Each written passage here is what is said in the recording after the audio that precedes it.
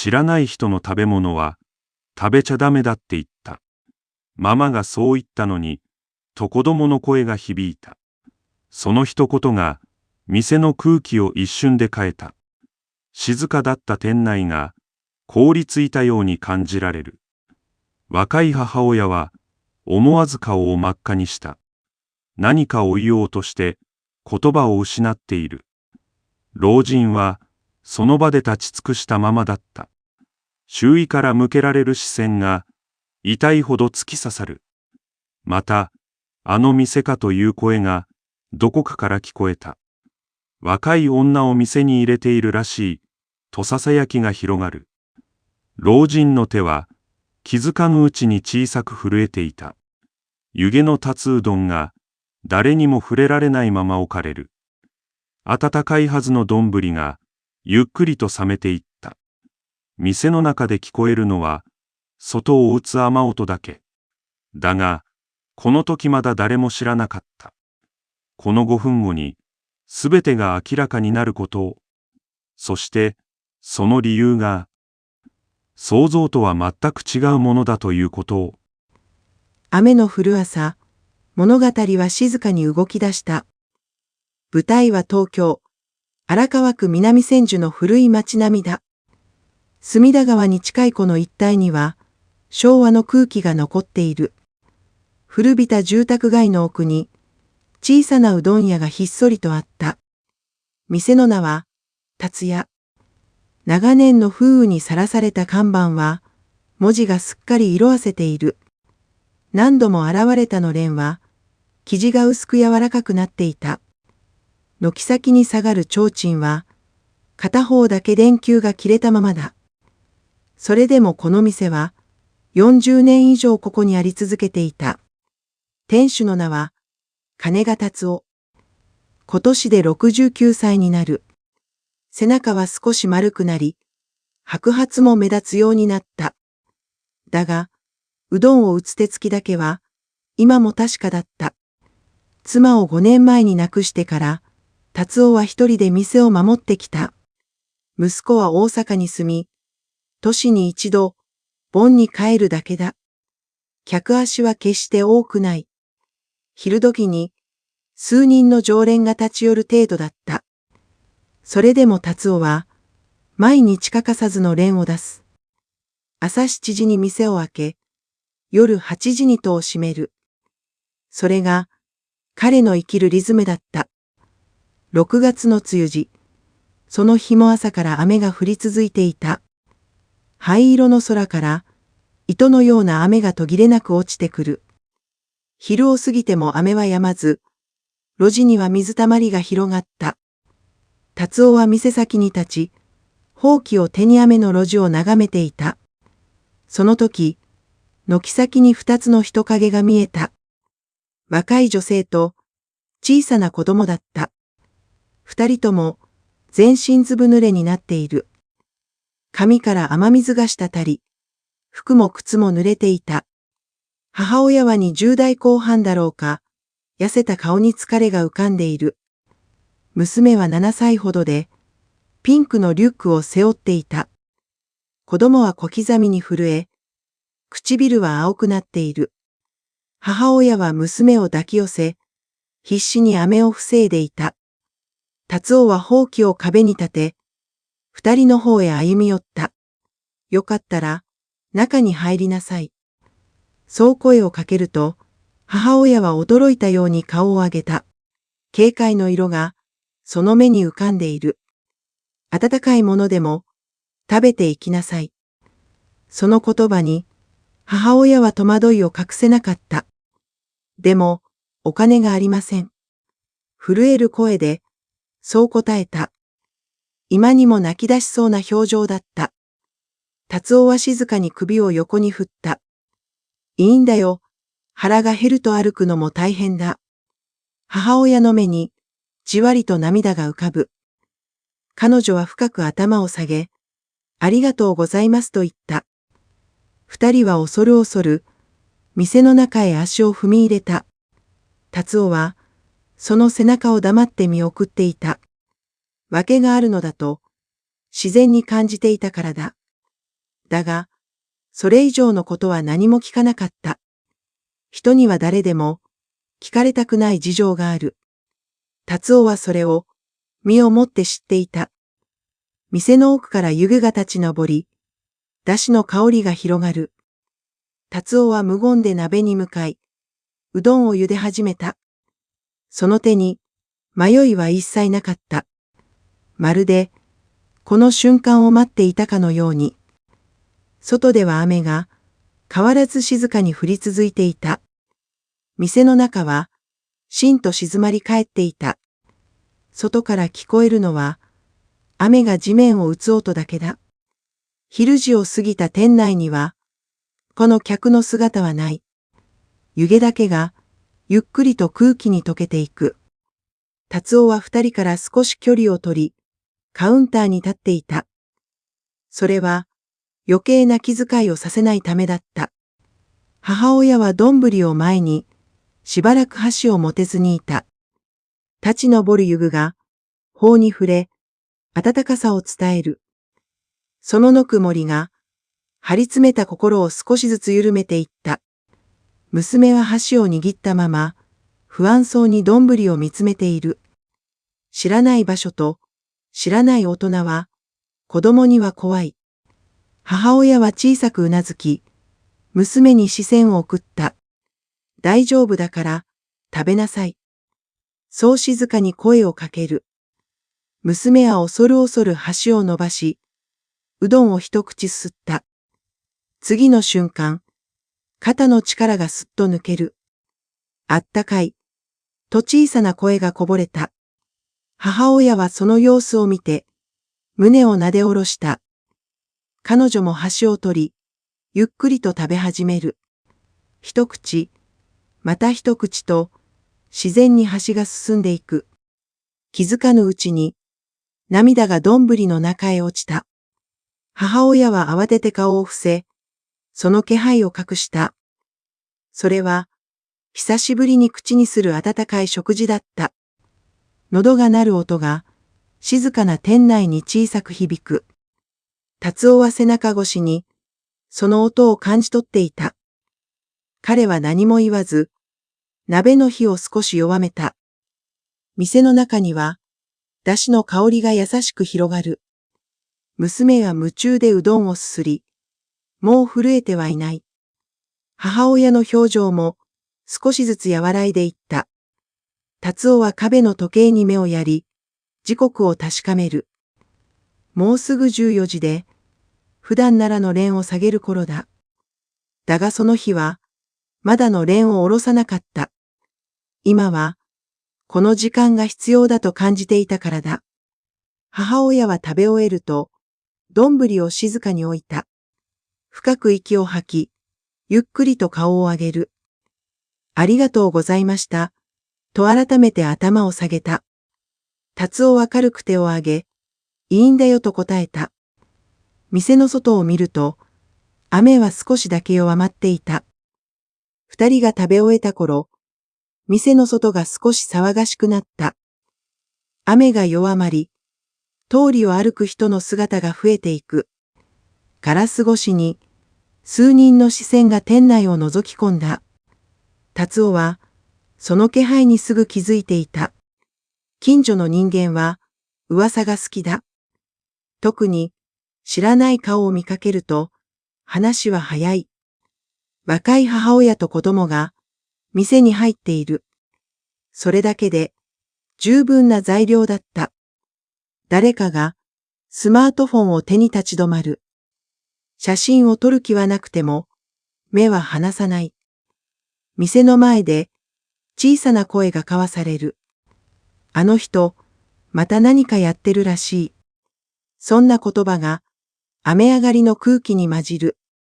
母親は、その視線に気づいていた。背中に、ひそひそとした気配を感じる。彼女は無意識に、娘を引き寄せた。まただ、という思いが胸をよぎる。どこへ行っても、同じ目で見られる。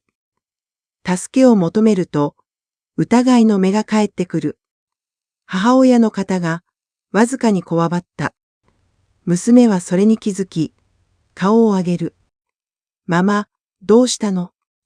小さな声が店内に響いた。達夫はその様子を横目で見ていた。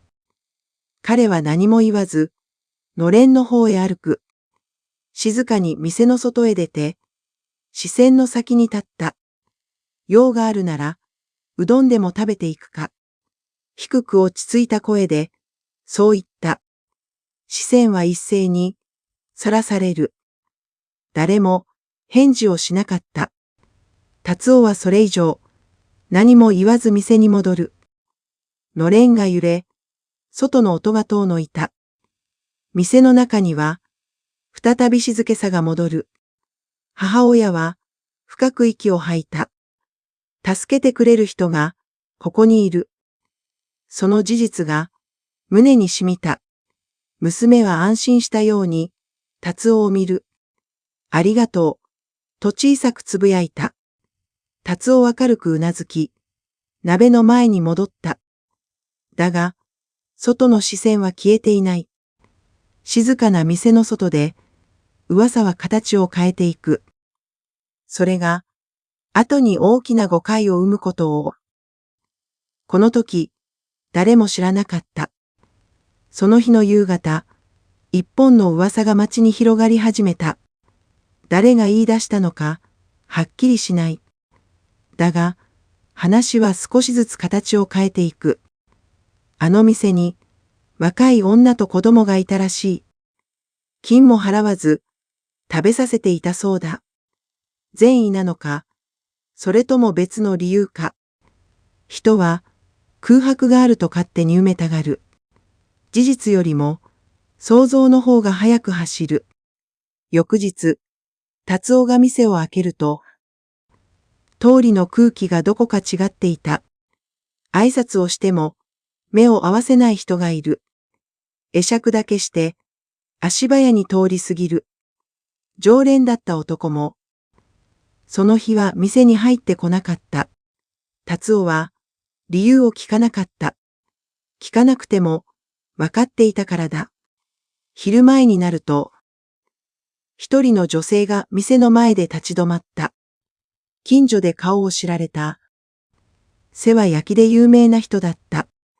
あんた、いい人だとは思うけどね。そう前置きして、声を少し落とす。変な噂が立つと、店も困るでしょう。達夫は黙って話を聞いていた。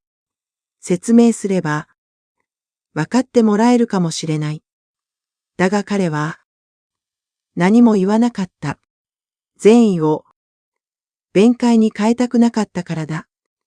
その日の午後、店に入ってきた客は2人だけだった。いつもより、明らかに少ない。それでも達夫は、淡々と鍋に向かう。うどんを打ち、出汁を整える。変わらない手つきで、いつも通りの仕事をする。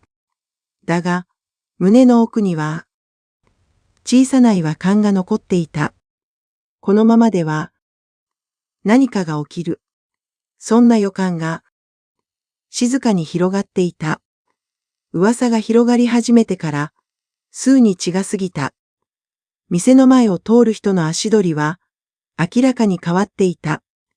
立ち止まって覗く者はいても、のれんをくぐる者はいない。達夫はそれを黙って受け止めていた。説明すれば済む話だと分かってはいる。だが、言葉にするほど何かが汚れてしまう気がした。その日の昼過ぎ、店の前に見慣れない男が立っていた。作業服姿で腕を組んだまま動かない。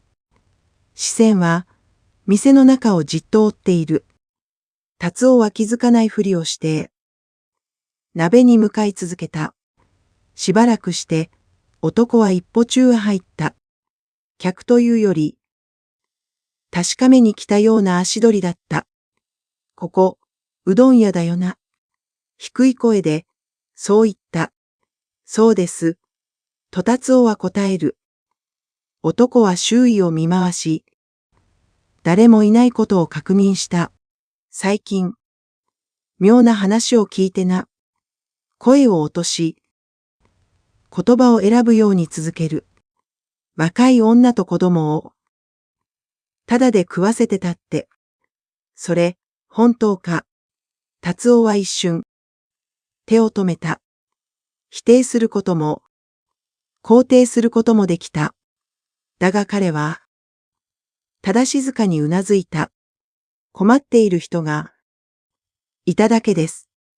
それだけを、短く答えた。男は鼻で笑い、腕を組み直す。善意ねえ。世の中、そんなに甘くないぞ。そう言い残し、男は店を出て行った。数時間後、店の前に車が止まる。見慣れないマークが、ドアに描かれていた。達夫の胸が、小さくざわつく。何かが、動き出した。それは、噂が現実になる瞬間だった。店の前に止まった車から、二人の男が降りてきた。制服姿で、胸には公的機関の名札がついている。通りを歩く人々が、足を止めて様子をうかがった。達夫は、それを見て状況を悟った。ついに来たか、と胸の奥でつぶやく。男たちは店に入り、静かに頭を下げた。通報がありまして、事務的な声で、そう告げられる。無料で食事を提供している店があると。達夫は、黙ってうなずいた。事実だから、否定はしない。男の一人が、店内を見回す。帳簿や冷蔵庫を、丁寧に確認していく。何かを探すような目だった。周囲には、いつの間にか人だかりができている。ひそひそとした声が、外から店内に流れ込む。やっぱりな、という視線。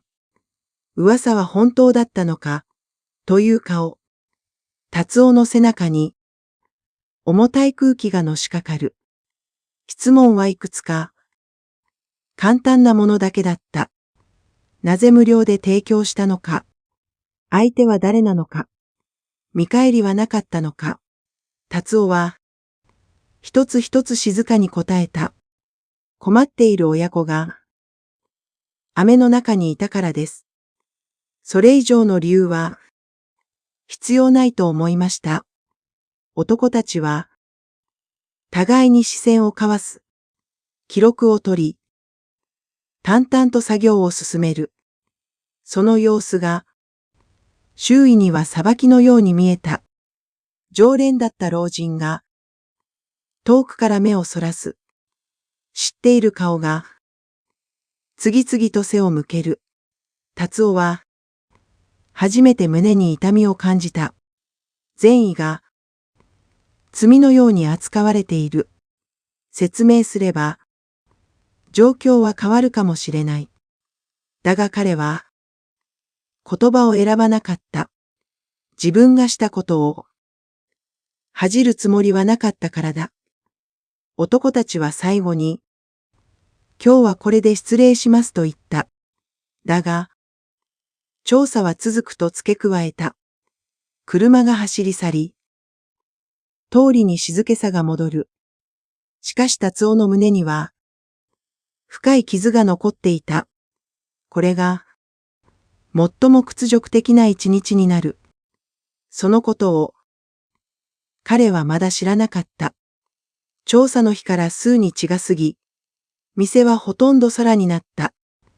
のれんは出ているが、入ってくる客はいない。達夫は店の奥に座り、静かに時間をやり過ごしていた。夜になると、自然と昔の記憶がよみがえってくる。この店を始めた頃のことだ。まだ若く、勢いだけで毎日を生きていた。妻の和子はいつも厨房の奥に立っていた。忙しい時ほど、彼女はよく笑った。お腹を空かせた人を放っておけない人だった。学生にも、日雇いの労働者にも、金はいらないから食べていきなさいと言った。それで何度も、達夫は叱られたことがある。商売なんだから、ちゃんとお金を取らなきゃダメよ。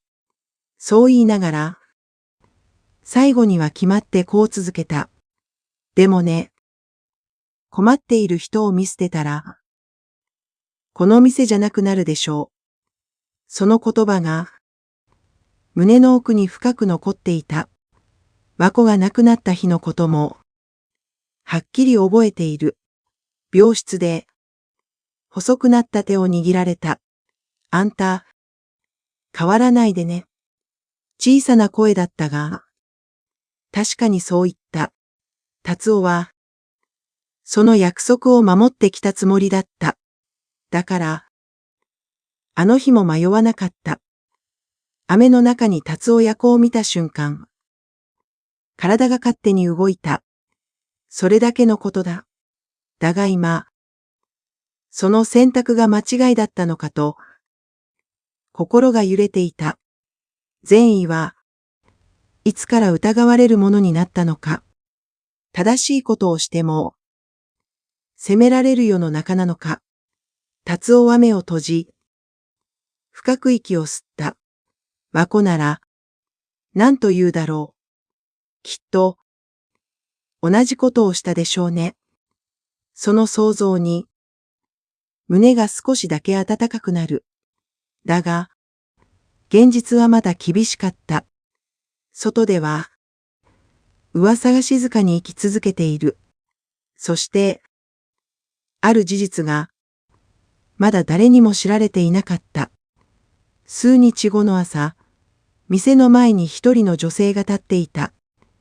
以前、雨の中でうどんを食べた母親だった。彼女は深く頭を下げ、達夫の名を読んだ。お話ししたいことがあります。その声は震えていた。店の中に入ると、彼女は一枚の書類を差し出した。役所からの通知だった。あの日、彼女は生活保護の申請に向かう途中だった。娘は高熱を出し、病院にも行けずにいた。その帰り道、雨に打たれて動けなくなった。通報したのは、彼女自身だった。誤解を招く前に、きちんと説明したかった。だが、間に合わなかった。その後、役所の調査で事実は確認され、不正は一切なかった。無料の食事は、緊急時の一度きりだった。彼女は震える声で、すべてを話した。私のせいで、あなたを傷つけてしまった。本当に、ごめんなさい。その言葉に、達夫は首を横に振った。困っている人がいた。それだけだ。それでいい。二人の会話を、常連の一人が聞いていた。その話は、あっという間に町に広がる。噂は、ようやく正しい形に戻った。数日後、店の前に人が並び始めた。以前より、多くの顔があった。誰も、言い訳を求めなかった。ただ、うどんを食べに来ただけだ。達夫はのれんを見上げ、静かに息を吐いた。和子、これでよかったよな。心の中で、そうつぶやいた。鍋の湯気が立ち、いつものだしの香りが広がる。店は再び、人の温度を取り戻していた。雨上がりの空は、少しだけ明るかった。達夫は今日も、いつも通りうどんを打つ。それが、彼の選んだ新しい日常だった。